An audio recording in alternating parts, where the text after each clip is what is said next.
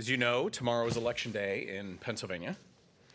Or across the country, but in Pennsylvania, it's a municipal election cycle, which is important because it's where we elect voters who represent us typically closer to home. There are some statewide offices on the ballot, as you might see, for judicial offices and justices of the Supreme Court for retention, but otherwise, depending on your county, you might see district attorney, you might see school board, or mayor, or township supervisor, or any number of other offices. Typically, as you know, there's lower voter turnout in this election cycle, unfortunately. We want high voter turnout in every election cycle, and there's really no good reason for it because these offices are incredibly important.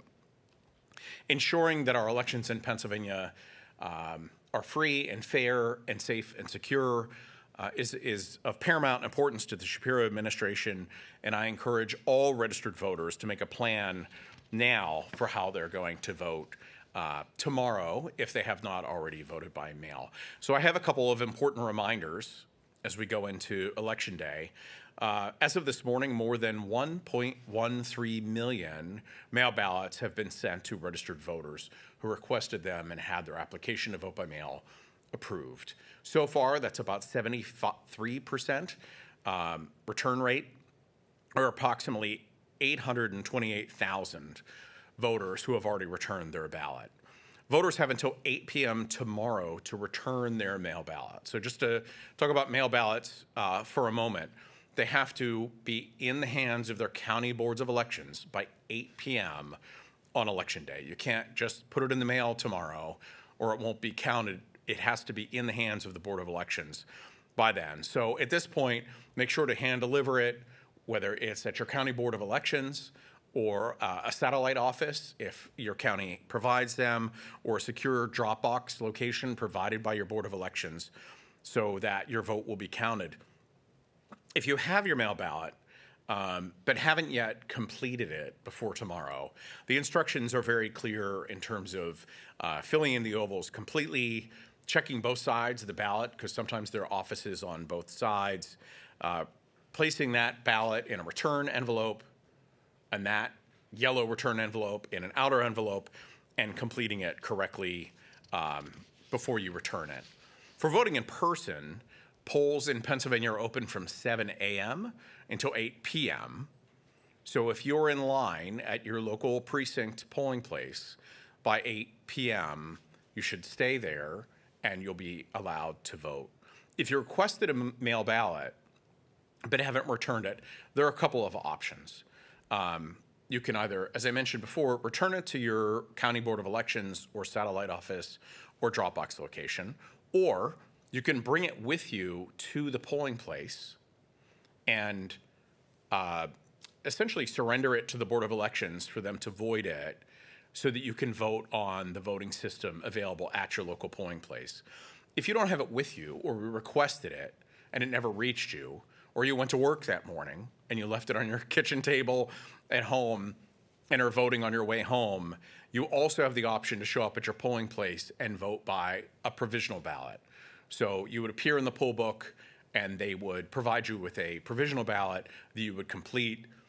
All in-person voting ballots, all mail ballots, all provisional ballots, regardless of whether a race is close or not, are counted in every election, provided they're executed properly, as in you've signed it when it comes to mail ballots or anything like that. So voters have some important rights at the polls that I'd like to remind people of, and that is voter intimidation and coercion in any form are illegal. All voters, including those with a disability or elderly voters or voters with limited English proficiency, are guaranteed the right to vote privately and independently and can seek assistance in doing so, provided it's not, there's a couple of people who are prohibited from assisting you, but it's very limited. It's the Board of Elections at that precinct. It's your union representative or your employer can't assist you. But otherwise, you can seek assistance from others if you need it. Any voter who believes that they've seen or experienced intimidation or harassment should immediately contact their district attorney's office, let the judge of elections know at that polling place, reach out to their county election office, or can also reach out to the Pennsylvania Department of State's year-round hotline, which is 1-877-VOTES-PA, VOTES-PA, or 1-877-868-3772. And we have that service available in a great number of languages. Voters can also find pretty much any information that they could ever need at vote.pa.gov, which is our website. After the polls close, you can go to our website for election results and returns as they come in from the counties. It'll be broken down by county and race and method of voting. And that elections website is electionreturns.pa.gov. One word, electionreturns.pa.gov. And please remember, it takes time to count millions of ballots at the county level, especially in Pennsylvania, where they cannot begin processing mail-in ballots until 7 a.m. on election morning. Dedicated county election officials will spend days making sure that this process is completed and that every eligible vote will be counted and counted correctly. And these public servants deserve our respect, and they deserve our patience as they fulfill their duties and sacred responsibility to count voters' votes. I'm happy to answer any questions that you might have at this time. Do you have any concerns? It is typically, as you said, a low turnout election. Do you have any concerns as on the day before? Any concerns Regarding the election at this point? You know, we've been working very closely with our counties. We've seen a lot of turnover in the past that we've talked about. Our team at the Department of State has put together a training unit to make sure that new election administrators are prepared for sending out mail-in ballots and prepared for Election Day. We really haven't seen any significant issues as of this point, and I think that's a reflection of not just how dedicated our county election officials are, but also the hard work of the Department of State in fulfilling its important responsibility, not just oversight, but every bit as important and a supporting role for our county partners. What message do you want to give to Pennsylvanians who may think that this isn't an important election and that they don't have to come out and vote? You know, people involved in election administration always say every election is important, but they always say it because it is important. It is every bit as important as a presidential election race or a statewide race for any other office. Again, these are the people that you're selecting to represent you who have a closer impact to home than many other races. And they deserve, I think, your participation. And it's important that you select people who represent you best in every election, whether it's a national election or a municipal election like this one. And how confident should Pennsylvania voters feel in security and accuracy when it comes to this year's election?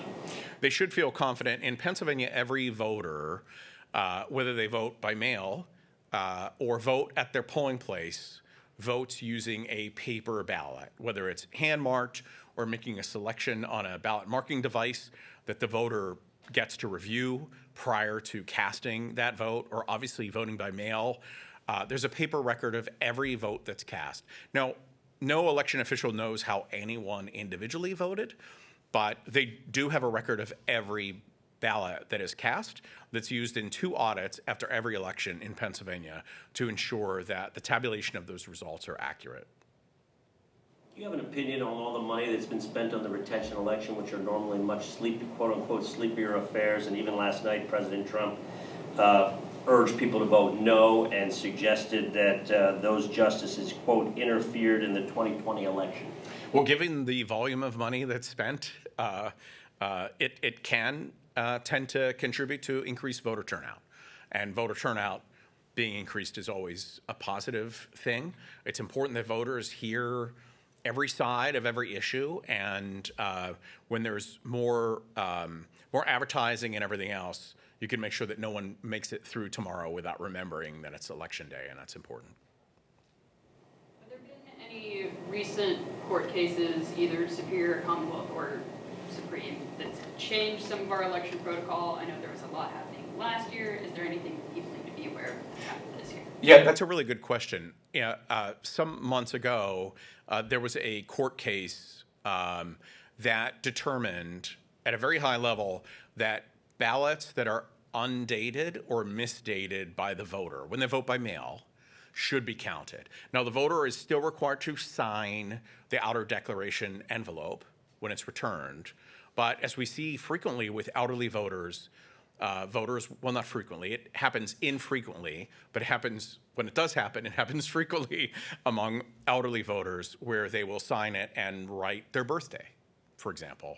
Department of State in the past 2 years really did a lot of work working with our county partners, working with design experts and all the rest to completely revamp the appearance of the declaration envelope. And it has shown in recent elections to significantly drive down the number of ballots that are rejected because a voter made a mistake.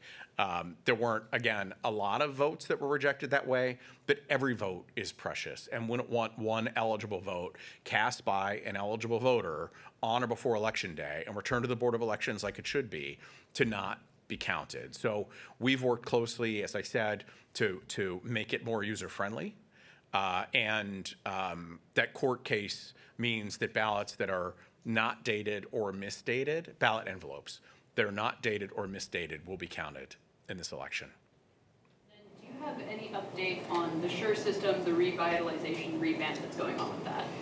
Yes, we're working closely with our modernization experts and with our vendor to stand up a new system as quickly as we can, but it's really not been a matter of waiting around until that new system is ready to go.